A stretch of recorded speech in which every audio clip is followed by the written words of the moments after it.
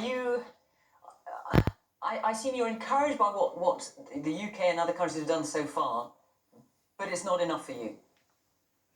No, absolutely. The support we've seen has been overwhelming, especially from ordinary people all over the world and here in the UK. It's been really touching to see just how supportive people are of Ukrainians and how they show solidarity. And sometimes it's not necessarily matched by their governments, which it is disappointing for Ukrainians to see. But what I wanted to point out, following on from the discussion that I just listened to, is that Ukrainians are putting up a really fierce resistance because they know what they are fighting for, and that is the country that they have been building since 2014 and that they want to live in, a democratic country with free and fair elections, with reforms.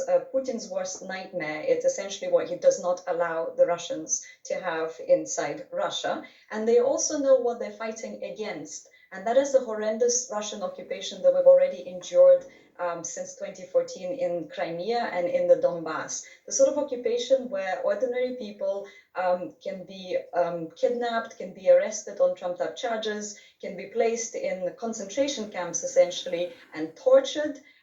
The sort of occupation that nobody will allow to happen in the rest of Ukraine. And that's why people are so determined to defend their cities in every possible way they can. And the fact that so many civilians are joining the armed forces and the territorial defense is admirable, but is actually a really sad reality. I mean, people like myself, I'm a scholar, anybody really, and everybody is prepared to defend themselves because they feel alone.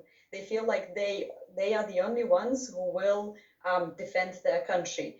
And one last point that I'd like to make in this regard is that Putin reacts to the West's reaction. The reason why we are where we are now is because very little was done in 2014 and since. There was a lot of inaction in the West, and he is responding to that now. And he continues to respond. For instance, shelling humanitarian corridors. Right, so not allowing food, water, medication to be brought into besieged cities. I mean, today we've seen in Mariupol a maternity hospital shelled. So babies and pregnant women were wounded and killed. Yesterday, what summarized the horror of the situation was that a brief ceasefire in Mariupol allowed people to bury their dead in mass graves, including children. And that was an improvement on the situation before, because before they couldn't bury their dead. So this shelling of humanitarian corridors proves that he will not spare any life, and he will not stop ordering his troops to do so unless he is stopped by the West.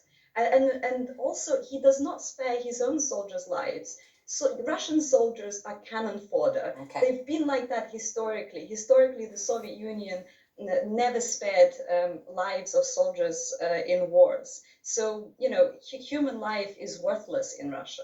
Let's take another question.